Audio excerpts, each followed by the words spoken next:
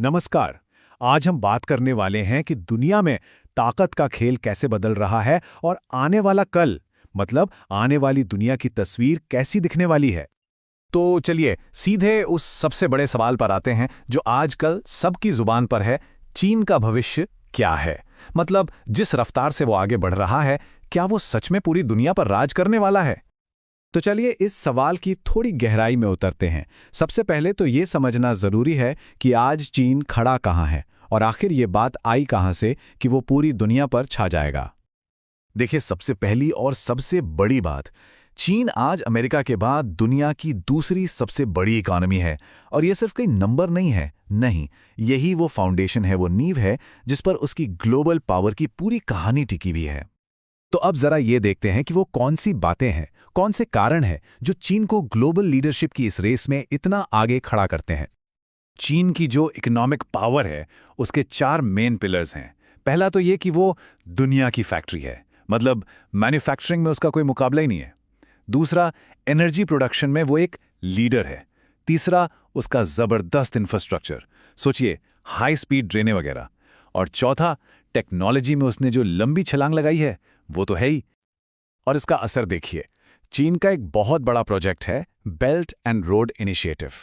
इसमें वो दुनिया भर में सड़कें, पोर्ट्स, रेल लाइनें बना रहा है और इसके जरिए उसने 140 से भी ज्यादा देशों को सीधे अपने साथ जोड़ लिया है। ये दिखाता है कि ग्लोबल ट्रेड पर उसकी पकड़ कितनी मजबूत होती जा रही है। और मामला सिर्फ आज का नहीं है। जो फ्यूचर की टेक्नोलॉजी है, वो टेक्नोलॉजी जो कल की दुनिया बनाएंगी, जैसे एआई, रोबोटिक्स, क्लीन एनर्जी, इन सब में भी चीन एक बहुत बड़े लीडर की तरह सामने आ रहा है। लेकिन हर कहानी के दो पहलू होते हैं, है ना? तो अब इस पूरी कहानी में एक ट्विस्ट लाते हैं, देखते हैं कि असली तस्वीर क्या है और चीन के सामने असल में चुनौतियां क्या-क्या हैं। अब यहीं पर आता है एक बहुत दिलचस्प मोड़। ये जो बात है ना, दुनिया पर राज करना, ये सुनने में तो बहुत बड़ी लगती है, लेकिन असलियत, हकीकत इससे कहीं ज्यादा कॉम्प्लिकेटेड है। चीन बाहर से जितना मजबूत दिखता है ना, अंदर से उतनी ही बड़ी मुश्किलें भी हैं। देखिए, उसकी जीडीपी ग्रोथ अब धीमी हो रही है, इन्वेस्टमेंट कम हो रहा है, रियल एस्टेट में एक बड़ा संकट है और देश पर कर्ज का बोझ वो तो लगातार बढ़ता ही जा रहा है। तो इसका मतलब क्या निकलता है? इसका मतलब ये है कि दुनिया एक मल्टीपोलर वर्ल्ड की तरफ बढ़ रही है। मल्टीपोलर मतलब एक ऐसी दुनिया जहां कोई एक अकेला बॉस नहीं होगा, बल्कि पावर जो है वो अमेरिका, यूरोप, भारत जैसी कई बड़ी ताकतों के बीच बटी होगी। और जाहिर है, इस खेल में चीन अकेला प्लेयर नहीं है। अमेरिका है, यूरोपियन यूनियन है, जापान है और भारत भी है। इन सबसे जो ग्लोबल कंपटीशन मिल रहा है ना, वो दुनिया में पावर का एक नया बैलेंस बना रहा है। और इसी बदलते हुए बैलेंस के बीच एक नई पावर बहुत तेजी से ऊपर आ रही है, और वो है भारत। तो चलिए अब कहानी का फोकस इस नए प्लेयर पर शिफ्ट करते हैं। तो अब बात करते हैं भारत की, और यहां सबसे पहली और कह सकते हैं सबसे हैरान करने वाली बात यह है कि आज भारत दुनिया की सबसे तेजी से बढ़ने वाली मेजर इकोनॉमी है। और मजे की बात यह है कि ये टैग कभी चीन के पास हुआ करता था। इसको अगर आंकड़ों में देखें तो बात और साफ हो जाती है। भारत की जीडीपी ग्रोथ है लगभग 7% और पूरी दुनिया की औसत ग्रोथ कितनी है? करीब 3%, मतलब 2 गुने से भी ज्यादा की रफ्तार। और ये कोई 1-2 साल की कहानी नहीं है। अनुमान ये लगाया जा रहा है कि भारत का ये सफर बहुत तेज रहने वाला है।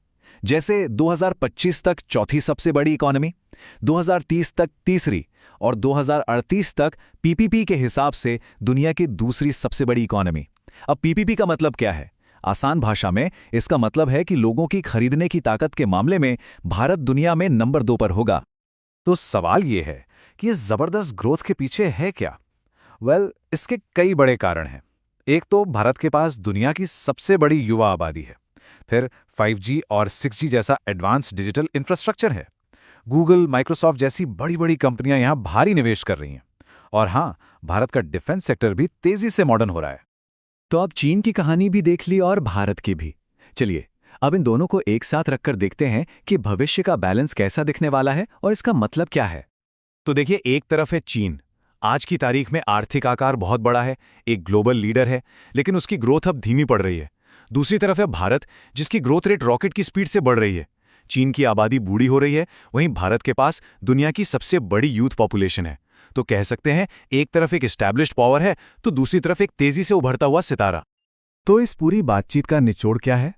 निचोड़ ये है कि आने वाले कल की दुनिया पर किसी एक देश का राज नहीं होगा, बल्कि ये एक ऐसी दुनिया होगी जिसे कई पावरफुल देश मिलकर चलाएंगे, मिलकर प्रभावित करेंगे। तो कहानी का सार यह है कि दुनिया पर किसी एक सुपर पावर के दबदबे का दौर शायद अब खत्म हो रहा है और इसकी जगह ले रहा है पावर का एक नया और काफी कॉम्प्लेक्स बैलेंस। और ये हमें एक बहुत बड़े सवाल के साथ छोड़ जाता है, क्या हम इस नई तरह की दुनिया के लिए तैयार हैं?